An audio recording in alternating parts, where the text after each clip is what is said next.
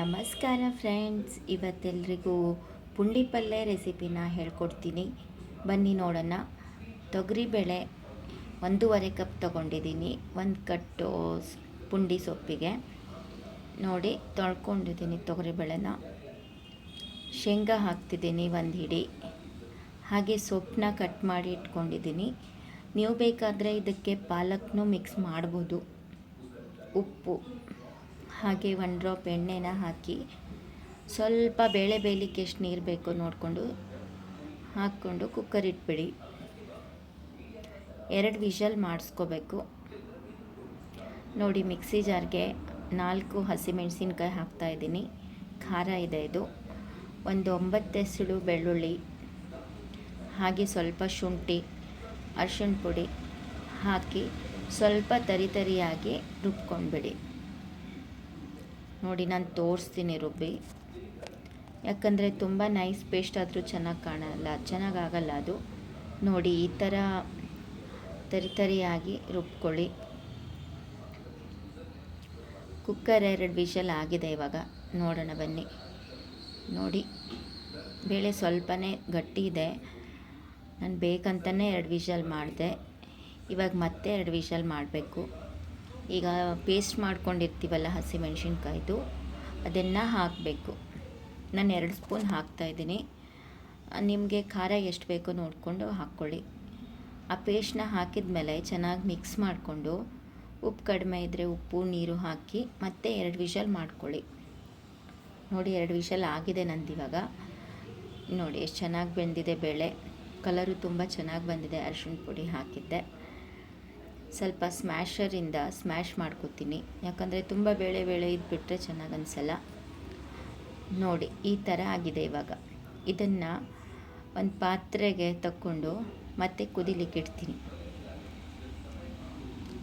ಒಗ್ಗರಣೆಗೆ 1-2 ಹಸಿಮೆಣಸು, ಬೆಳ್ಳುಳ್ಳಿ, ಕರಿಬೇವು, ಸಾಸಿವೆ ಮತ್ತು ಜೀರಿಗೆ ಬೇಕು. ನೋಡಿ, ಈ ಸೈಡಿಗೆ ಅದನ್ನು ಕುದಿಲಿಕ್ಕೆ ಇಟ್ಟಿದ್ದೀನಿ ನಾನು. ನೀರು ನಿಮಗೆ ಹದ ನೋಡಿಕೊಂಡು ಹಾಕ್ಕೊಳ್ಳಿ.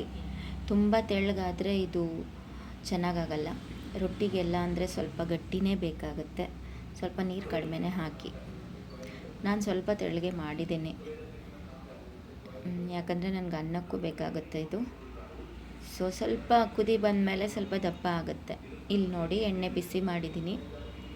ಸಾಸಿವೆ, ಜೀರಿಗೆ, ಬೆಳ್ಳುಳ್ಳಿ ಸ್ಮೆಲ್ ತುಂಬ ಚೆನ್ನಾಗಿ ಬರುತ್ತೆ. ಅದಕ್ಕೆ ನಾನೊಂದು ಸ್ವಲ್ಪ ಲಾಸ್ಟಿಗೆ ಈ ಥರ ಒಗ್ಗರಣೆ ಹಾಕ್ತೀನಿ. ಯಾಕಂದರೆ ಅದು ಮುಂಚೆ ಹಾಕಿರೋದು ಎಲ್ಲ ಬೆಂದೋಗಿರುತ್ತಲ್ಲ, ವಾಸನೆ ಇರಲ್ಲ. ಈಗ ನೋಡಿ, ಕರಿಬೇವು ಹಾಕಿಬಿಟ್ಟು ಚೆನ್ನಾಗಿ ಫ್ರೈ ಮಾಡ್ಕೋಬೇಕು. ಬೆಳ್ಳುಳ್ಳಿ ಸ್ವಲ್ಪ ಕೆಂಪಗೆ ಆಗಬೇಕು. ನೋಡಿ, ಇದಕ್ಕೆ ಮಿಕ್ಸ್ ಮಾಡ್ಕೊತೀನಿ.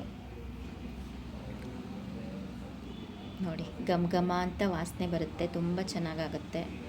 ಟೇಸ್ಟು ತುಂಬ ಚೆನ್ನಾಗಿರುತ್ತೆ. ಈ ಪುಂಡಿ ಪಲ್ಯನ ಸ್ವಲ್ಪ ಖಾರವಾಗಿ ಮಾಡಿಕೊಂಡ್ರೆ ಚೆನ್ನಾಗಿರುತ್ತೆ. ರೊಟ್ಟಿ ಜೊತೆ, ಜೋಳದ ರೊಟ್ಟಿ ಜೊತೆ ತುಂಬ ಚೆನ್ನಾಗಿದು ಕಾಂಬಿನೇಷನು. ನೋಡಿ, 1 ಕುದಿ ಬಂದಮೇಲೆ ಮುಚ್ಚಿಟ್ಬಿಡಿ, ಗ್ಯಾಸ್ ಆಫ್ ಮಾಡಿ. ನಮ್ಮದು ಪುಂಡಿ ಪಲ್ಯ ರೆಡಿ ಆಗುತ್ತೆ.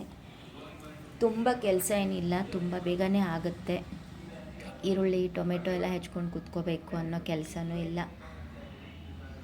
ಕುಕ್ಕರಲ್ಲೇ ವಿಷಲ್ ಮಾಡಿಕೊಂಡ್ರೆ ಆಯಿತು. ನೋಡಿ, ಎಷ್ಟು ಚೆನ್ನಾಗಿ ಬಂದಿದೆ. ಕಲರ್ ತುಂಬ ಚೆನ್ನಾಗಿ ಬಂದಿದೆ. ನೋಡಿ, ಯಾವಾಗಲೇ ಎಷ್ಟು ತೆಳ್ಳಗಿತ್ತಲ್ಲ, ಈಗ ಎಷ್ಟು ದಪ್ಪ ಆಗಿದೆ ನೋಡಿ. ನೋಡಿ ಫ್ರೆಂಡ್ಸ್, ತುಂಬ ಚೆನ್ನಾಗಿ ಬರುತ್ತೆ. ಟೇಸ್ಟು ಚೆನ್ನಾಗಾಗಿದೆ. ಯಾವುದೇ ರೀತಿ ಮಸಾಲೆ ಏನಿಲ್ಲ ಇದಕ್ಕೆ. ಒಂದ್ಸರಿ ಮನೇಲಿ ಟ್ರೈ ಮಾಡಿ ಹೇಗಿದೆ ಅಂತ ನನಗೆ ಕಮೆಂಟ್ ಮಾಡಿ. ಹಾಗೆಯೇ ನನ್ನ ಚಾನಲ್ನ ಸಬ್ಸ್ಕ್ರೈಬ್ ಮಾಡಿ. ಇಷ್ಟ ಆದರೆ ಶೇರು ಮಾಡಿ, ಸಪೋರ್ಟ್ ಮಾಡಿ.